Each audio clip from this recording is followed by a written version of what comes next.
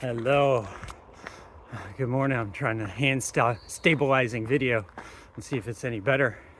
I'm listening to Brain Body Parenting by Mona Delahooke on audiobook as I run this morning.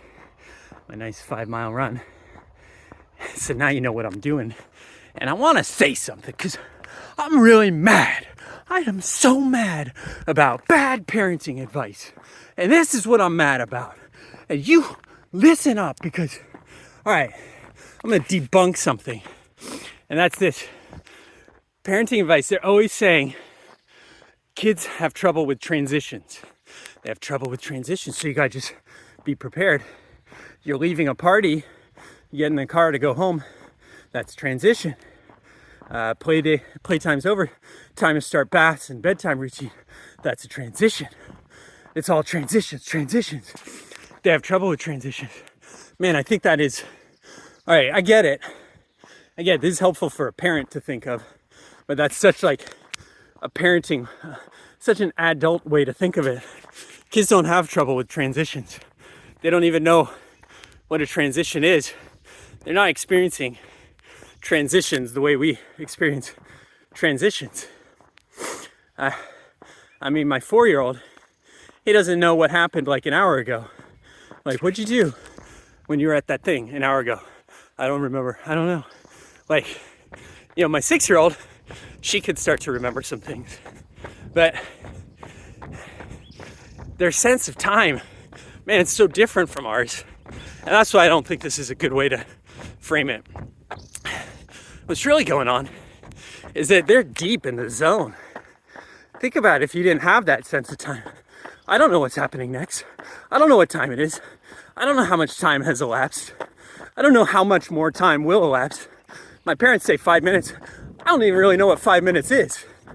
I can't even count to 5 if they're young. Like, they're in the zone.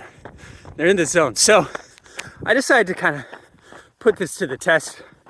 Last night I was just really observing my son. So he was working on a fun little art project, trying to make a bracelet.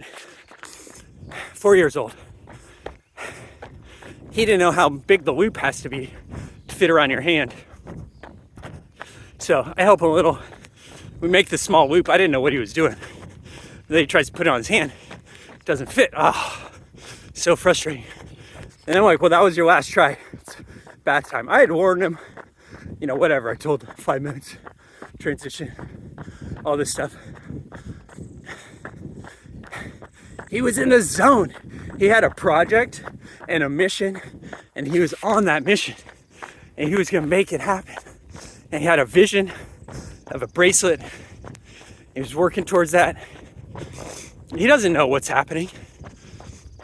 Can't even really conceptualize of the mom's upstairs at the bath. Maybe a little bit. So I think a better solution is to really try to get inside the head of a little kid and what that's like to really kind of be experiencing like a child. And here's the main thing why I'm going to say that is bunk. I'm going to debunk kids have trouble with transitions. Kids do great with transitions. It's mind-blowing. They can have a meltdown 1 minute. A minute later, they're laughing and playing. They don't even remember their meltdown. They're just off playing. Adults can't do that. Adults can't let go like that. Move on to the next thing like that. How many adults out there? How many of you are holding something that you've been holding on to for 30 years, 40 years, 50 years, still holding on to it? You can't handle a transition. That's over. That's the past. That's done with.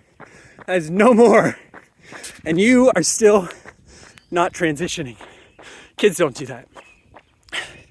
Kids don't have trouble transitioning. They can transition from happy to sad, back to happy. They can transition from one little activity to another, to another, to another. some new thing that comes into their attention that's more exciting, boom, they just drop it, literally drop it. Milk's on the ground. They didn't have trouble transitioning from I'm holding a glass of milk to, oh, the dog just ran in the door and I want to play with him. They didn't have trouble with that transition. Their brain was just like, dog, boom, milk on the floor. On to the next thing. They're not even worried about cleaning it up. They don't care. You could never clean it up. They wouldn't care. Oh, isn't that interesting? The milk's still on the ground. They have transitioned. You have not. You're still crying over the spilled milk. So there's a different way to think about it. Something that I've never read in a parenting book. And that's why I'm mad. That's why I'm ranting right now. You can tell I'm so angry. I've really never read that in a parenting book. But it's just my own observation of kids. I don't know why. But this idea that they have trouble transitioning is insane.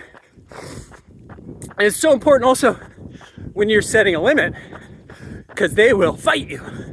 They will fight you until they give up. And then they don't care. And well, that's about testing the limit. What's going to happen? Is this limit for real? Is my parent going to be consistent? Are they going to cave?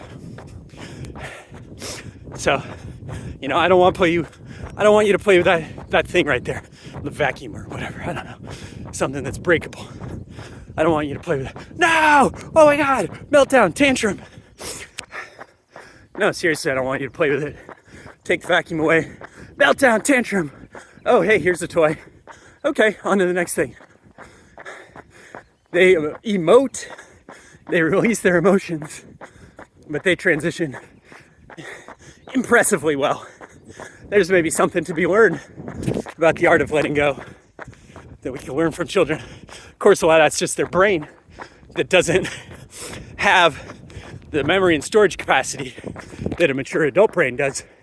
So they can't actually ruminate the way we can. They can't cling with the depth of clinging. And a reminder here that that's what the Buddha said was the cause of suffering. Clinging, clinging, clinging. Or they say desire or craving. Whatever you want to call it. Craving. Clinging. Craving and aversion.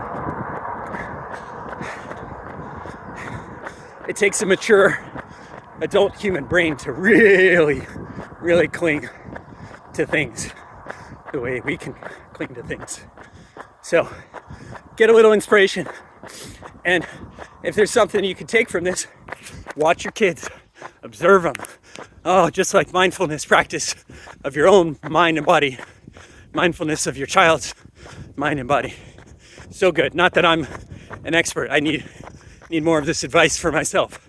So I'm talking to myself. But that's that. What another beautiful morning. Loving it out here, having a good run. Go parent those kids and get angry. Or not.